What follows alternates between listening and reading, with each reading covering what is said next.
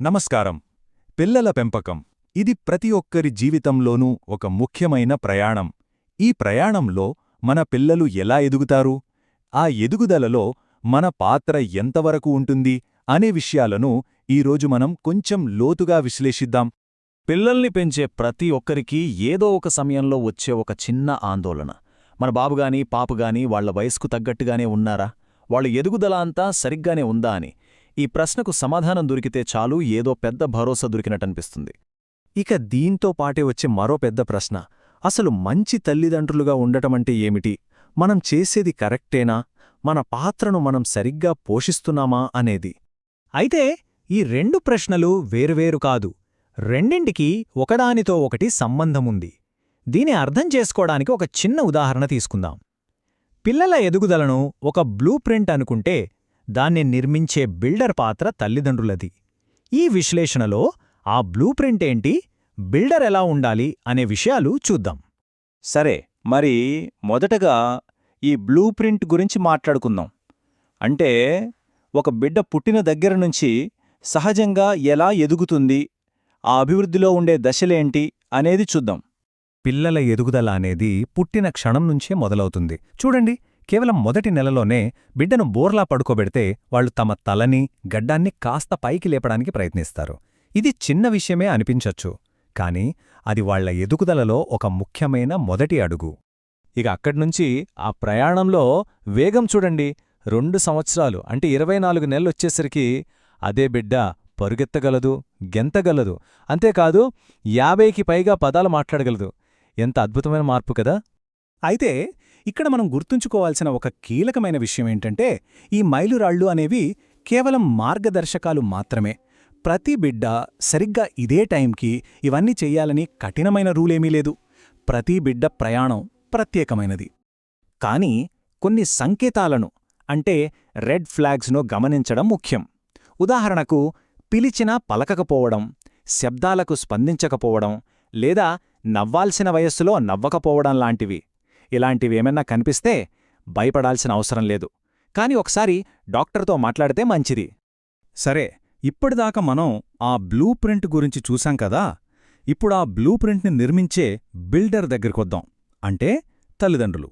వాళ్ళు ఎన్ని రకాలుగా ఈ నిర్మాణాన్ని చేపట్టొచ్చు, వాళ్ల పెంపక శైలులేంటి అనేది ఇప్పుడు చూద్దాం.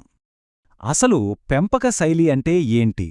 అది మనం అప్పుడప్పుడు చేసే ఒక పని కాదు, లేదా తీసుకునే ఒక నిర్ణయం కాదు. మనం మన పిల్లల చుట్టూ ఎలాంటి వాతావరణాన్ని సృష్టిస్తున్నాం అనేదే మన పెంపక శైలి. ఈ పెంపక శైలులను అర్థం చేసుకోవడానికి డయానా బామ్రెండ్ అనే పరిశోధకురాలు ఒక చక్కటి వర్గీకరణ చేశారు. ఆమె 2 ముఖ్యమైన అంశాలను పరిగణలోకి తీసుకున్నారు. ఒకటి, డిమాండింగ్, అంటే తల్లిదండ్రులు పిల్లల నుంచి ఎంత క్రమశిక్షణ, బాధ్యత ఆశిస్తున్నారు అనేది. రెండోది, రెస్పాన్సివ్, అంటే పిల్లలకు ఎంత ప్రేమ, మద్దతు ఇస్తున్నారు అనేది. ఉదాహరణకు, అథారిటేటివ్ మరియు అథారిటేరియన్ తల్లిదండ్రులిద్దరూ పిల్లల నుంచి క్రమశిక్షణ ఆశిస్తారు. కాని తేడా ఎక్కడొస్తుందంటే, అథారిటేటివ్ వాళ్లు దీని గురించి మాట్లాడుకుందాం అంటారు. అదే అథారిటేరియన్ వాళ్లు నేను చెప్పాను, నువ్వు చెయ్యాలి అంటారు. ఇక్కడే ఆ వెచ్చదనం, ఆ సంభాషణలో తేడా కనిపిస్తుంది. ఇక మరోవైపు చూస్తే ఇండల్జెంట్ ఇంకా నిర్లక్ష్య తల్లిదండ్రులు ఇద్దరూ పిల్లల నుంచి పెద్దగా ఏమీ ఆశించరు. కాని ఇండల్జెంట్ వాళ్లు ప్రేమగా నీ ఇష్టమే అంటారు. అదే నిర్లక్ష్య శైలిలో అయితే నీ దారి నీదే, నాకేం సంబంధం లేదు అన్నట్టుగా ఉంటుంది. ఇక్కడ ప్రేమ, ప్రమేయం అనేవి పూర్తిగా మారిపోతాయి. ఇప్పుడు చాలా ఆసక్తికరమైన విషయానికి వస్తున్నాం.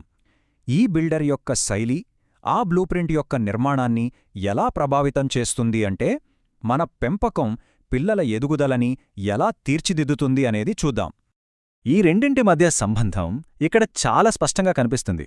చూడండి, అథారిటేటివ్ శైలిని తీసుకుంటే, అంటే అధిక అంచనాలు, అధిక ఆప్యాయత ఉన్న పెంపకం.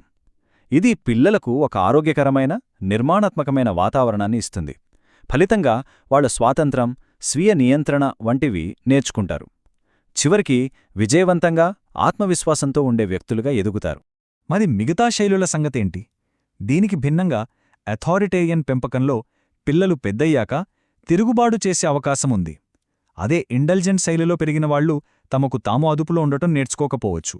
ఇక నిర్లక్ష్య పెంపకంలో పెరిగితే పిల్లలు ఆత్మగౌరవ సమస్యలతో ఇబ్బంది పడొచ్చు.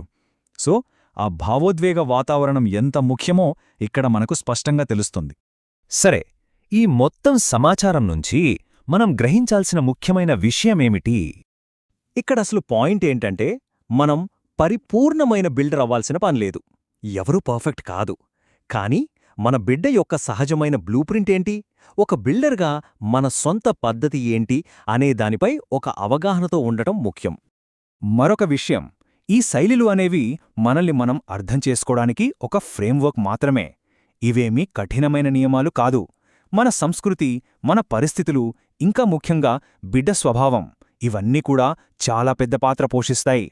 సో చివరగా మనం ఆలోచించాల్సిందిది, మన పిల్లలు పలానా గమ్యాన్ని చేరాలి అనే ఆందోళనపై కాకుండా, ఆ ఎదుగుదల అనే ప్రయాణాన్ని వాళ్లతో కలిసి ఎలా నిర్మించగలం, ఆ జర్నీ మీద మనం ఇంకాస్త ఎక్కువ దృష్టి ఎలా పెట్టగలం